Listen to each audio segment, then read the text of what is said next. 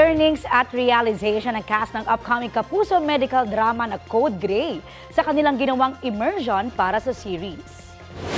Ang veteran actor na si Christopher De Leon at Sparkle Stars na sina Christopher Martin, Faith De Silva, Christian Bautista at John Lucas nagpunta sa isang ospital para gawin ang immersion. Layon niya na maging well-equipped ang cast pagdating sa mga teknikal na aspeto ng isang ospital.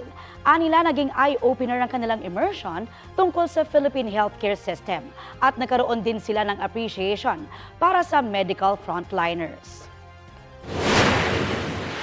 Sa emergency pa lang, kumbaga nakita ko na talaga kung ano yung mga bagay na pinagdadaanan ng mga kapwa nating Pilipino, ang ating mga kababayan, and yung struggles talaga ng life, lalo na kung meron kang niraramdam na sakit. Sobrang daming natutunan, sobrang dami kong babaunin ngayon sa pag-uwi ko about sa medical, and malaking bagay siya kasi nga ito yung gagawin natin teleserye.